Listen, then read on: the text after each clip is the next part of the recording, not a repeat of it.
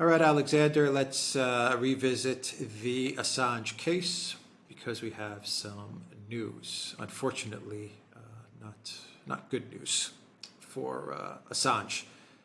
You told me before we started this recording that it looks like Assange will be extradited to the United States given this recent decision from the UK. That's absolutely correct. Yes, what's actually happened is that he's now been refused leave to appeal by the High Court against the decision by Judge Baritza. This is the district judge at the Westminster Magistrates Court, to allow his extradition to the United States. Now, can I just remind people of what happened? District Judge Baritza rejected all of the legal arguments made by Assange's legal team. She said that on the legal issues, the United States had an absolutely watertight case for Assange's extradition to the United States. I mean, I disagree. Lots of us here disagree, but that was what District Judge Baritza said. She, however, refused extradition on the grounds that she was worried that if he was extradited to the United States, the conditions in which he was held would put his health, his safety at risk. And I thought that probably would be a conclusive win, because I didn't think the High Court would want to interfere with a decision like that. The United States appealed that decision. It, in effect, lost the appeal. And this is a point people don't quite understand, because on the issues under which the United States, the grounds of appeal that the United States cited for saying that Judge Baritza was wrong, the High Court sided with District Judge Baritza on the health and those sort of issues. But they nonetheless decided to set aside Judge Baritza's decision because the United States gave assurances that if Assange did go to the United States, he would be properly treated there. So he was... The High Court in London accepted assurances given after the hearing before Judge Baritza, the important hearing. They accepted those assurances, which is, to my mind, already extraordinary. They should certainly have been sent back to the trial judge, but they were never shown to the trial judge. The High Court accepted them. They were discussed at the end of an appeal hearing in which Assange won on all the grounds, and the High Court nonetheless said that those assurances should be accepted, even though, as I said, they were only argued over and debated for a couple of hours. Whereas, really, I would have thought a topic of that kind of importance, you would need at least 2 weeks of proper argument.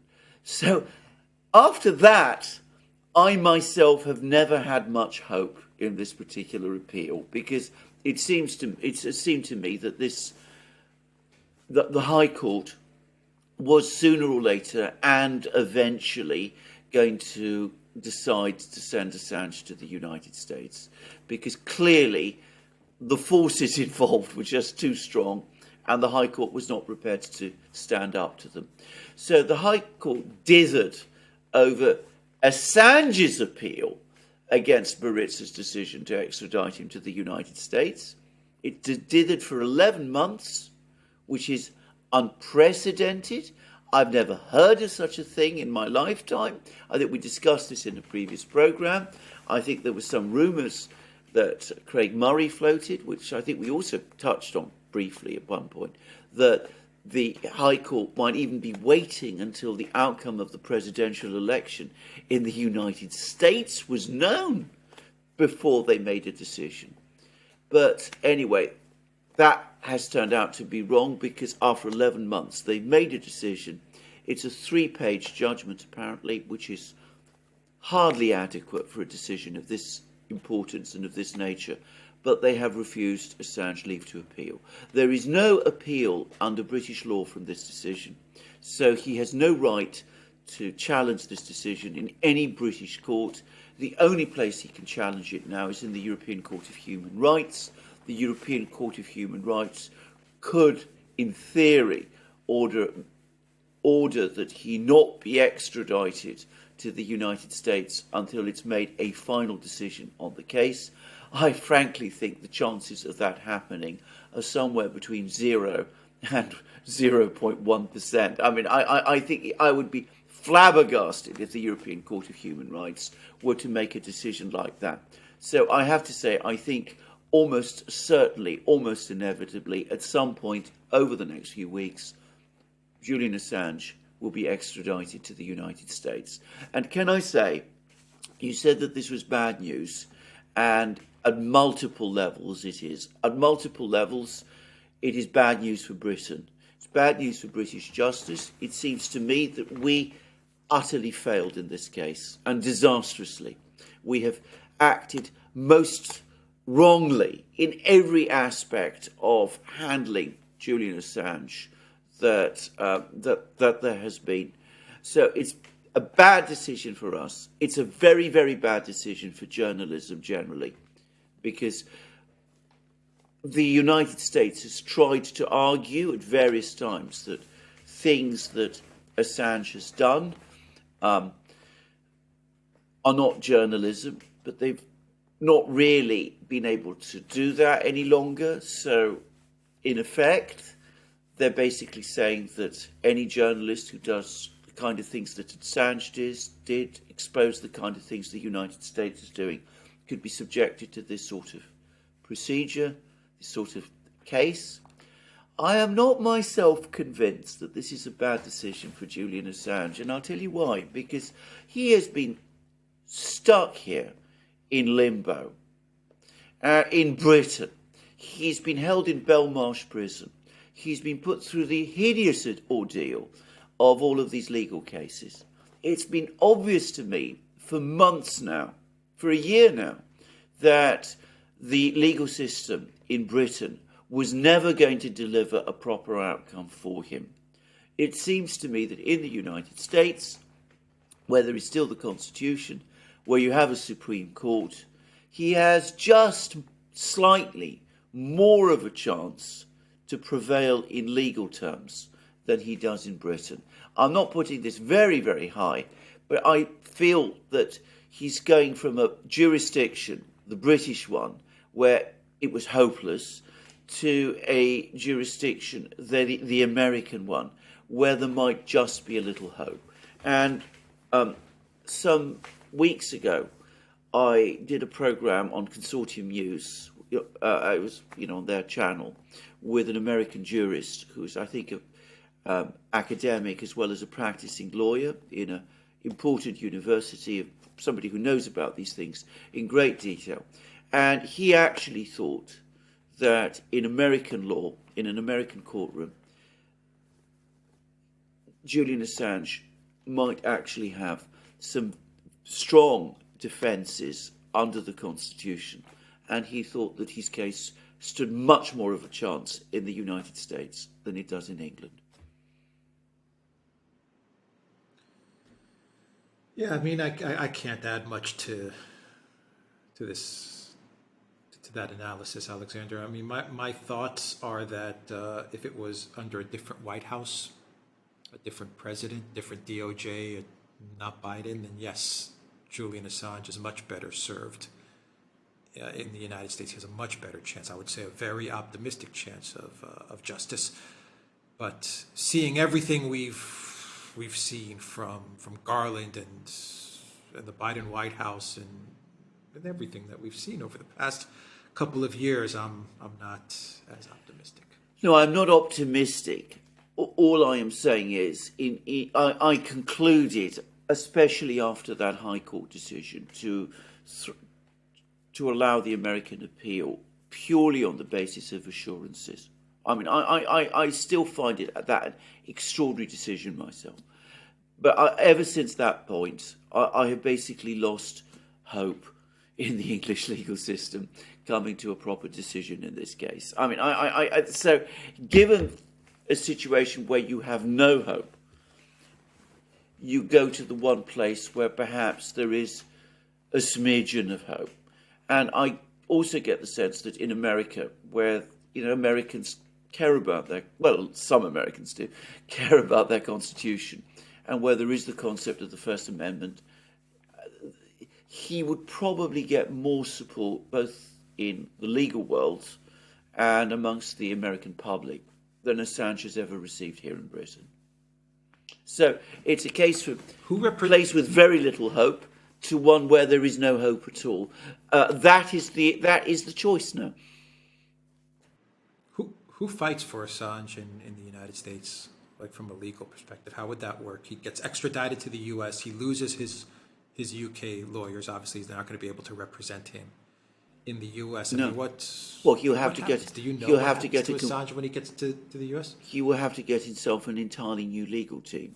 And I have to say this. I mean, to be absolutely straightforward about this, the lawyers who have been arguing for Assange in the US, in the media, from Robert Barnes, our friend, to Alan Dershowitz, people like that, right across the political spectrum, noticed.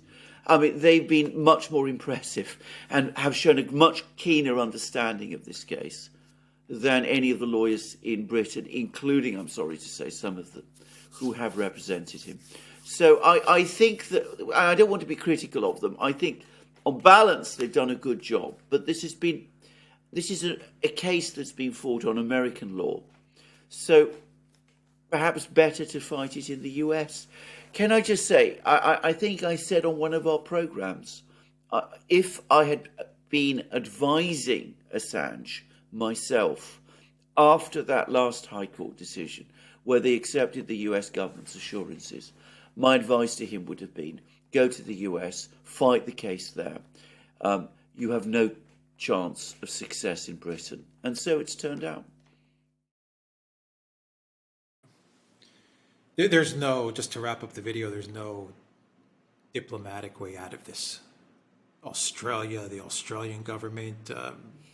Well, again, I come back to, I mentioned this on several programs, but, some weeks ago, there was a discussion I had with an Australian lawyer who was quite insistent, this is a while back, before the last Australian election. He said that the Labour Party, if they won the case in Australia, they might be willing to do something for Assange. The idea was that there might be some kind of a deal done. Assange pleads guilty to some minor charge. The US drops all the other charges. The British then deport Assange to Australia, and he's a free man in Australia. Well, I said I didn't have any hope that anything like that would happen. And, I mean, nothing like that did happen. And I think the Australian political class has completely washed their hands of him. How sad. I think, to say that it's sad is terrible. And as I said, I'm very sad for my country here. Because, we did have principles and procedures in Britain. We never used to extradite people in political cases, for example. But we've apparently decided to do it in this case. I say apparently because I haven't seen the judgment yet. It hasn't yet been published. I only know that it exists, and perhaps the judge has something to say about that. But, it's apparently only a 3-page judgment, so it's not going to go into these issues in any great detail. Just to wrap up the video, the last week you've seen the news about Tara Reid moving to Russia for protection. Edward Snowden has given some very interesting interviews with Glenn Greenwald as well. He said some very interesting things, but he pretty much revealed to the world that Russia is the one place where he can actually live some sort of a normal life, where he's protected enough to live a normal life without having to worry every day about getting nabbed by the U.S. authorities. He said that during the interview. When they were considering countries like Germany or France, he was advised, don't go there. They're going to buckle under U.S. pressure, like the UK. We've talked about the reasons why Russia was never an option for Assange. He got boxed in by the likes of Hillary Clinton and the DNC and the Democrats. It's very sinister what they did to WikiLeaks and Assange. They understood that by labeling WikiLeaks and Assange as some sort of Putin propaganda outfit and operation, it would force Assange, who is a man of incredible integrity.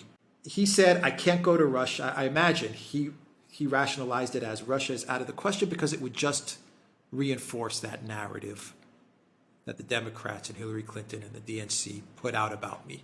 I mean, that's exactly is what that a he correct said. assessment? I happen to know that is what he said. I never want to look in the past and say what ifs, Yes. but given all the stories of last week with Tara Reid and Snowden, you always ask yourself if he had just been able to go to where he would have been protected. I have absolute certainty that is what he said, that was what he said many times, that he would go anywhere in the world, basically, but not to Russia. I've heard that from absolutely excellent sources. I have no doubt that he did in fact say that. And the reason he said that was partly to protect his own reputation, by the way, but primarily to protect WikiLeaks, which, as you absolutely rightly say, Hillary Clinton and her sidekicks have represented as an arm of the Russian intelligence community, which it isn't. They really, what they did to him. Yeah, they understood. They understood his psychology, and they understood it really well. Yes. Yeah. Yes. And that's why they branded WikiLeaks as a Russia. Okay. Any other final thoughts? Well, let's see what happens in the United States. I mean, I always hold out hope for the United States. I'm not going to pretend. I've been repeatedly disappointed over the last few years. But, this is the next test, if you like. We'll see what happens. I mean, bear in mind, you have a much stronger appeal system in the United States than you do in Britain. Now, in the United States, he could, in theory, take his case all the way up to the Supreme Court of the United States. As you correctly said, it's a federal case, so I would have thought the route was open to him. It might last a while, take a time for him to get there, but surely that's better than this hideous ordeal he's been put through in London, which has been astonishing at multiple levels. All right. We'll end it there. Duran.locals.com. We are on Rumble, ODYSEE, BitChute, and Telegram. And Duran Shop 10% off. Use the code Good Day. Take care.